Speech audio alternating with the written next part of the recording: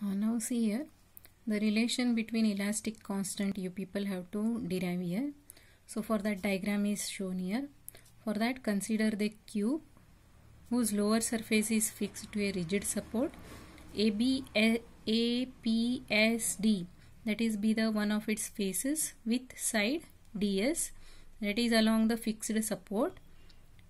Next see when the deforming force is here, force it is shown, deforming force is applied along, that is AP, it causes the displacement at different parts of the cube, that is A to A dash, P to P dash, and theta be the here angle, so that is called as shearing angle, and the diagonal, that is AS, that it is shifted to A dash S. Similarly that DP, that it is shifted to DP dash. So next see if PX is drawn, that is perpendicular to P dash D, and A dash, that is S, it is shown here. So A dash Y is perpendicular to AS, here it is shown. So then what happens is DP is nearly equal to DP dash, and here see what happens is DP here perpendicular is drawn, so we have to consider DP is nearly equal to GX. Next similarly here see it is contraction taken place, that is why A dash S is considered as here SY. Next see based on this one you have to write the expression for longitudinal strain and compression strain, that it is shown here. So it is visible here. So you can see that is longitudinal strain is equal to, that is P dash X divided by PD. So that it is considered as equation number 1. Similarly the compression strain, that it is considered as AY divided by AS, that it is considered as equation number 2.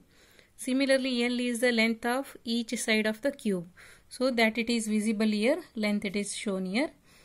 After that see you have to consider what it is diagonals, that is Pythagoras theorem you have to apply here, that is AS is equal to PD, and that it is equal to root of 2L, that is by Pythagoras theorem, consider it as equation number 3.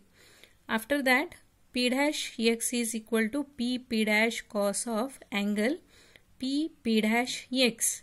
So you can see here in the diagram, that is P dash, what it is X.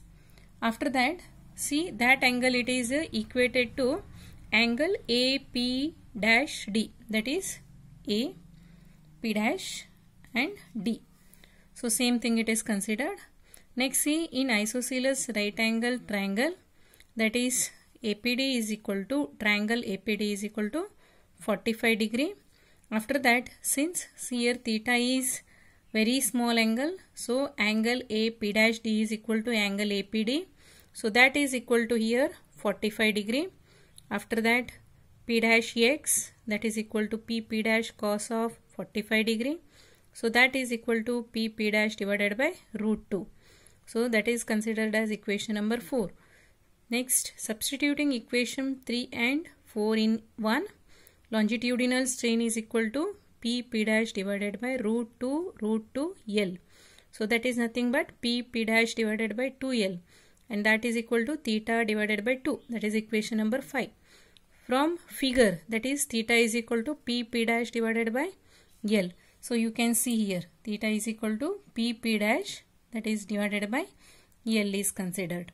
Next after that here compression strain, that is along AS is equal to theta by 2, that is 6. Next adding 5 and 6, what happens is here longitudinal strain plus compression strain is equal to theta by 2 plus theta by 2, that is equal to theta, and that is considered as here shearing strain. So this is the relation.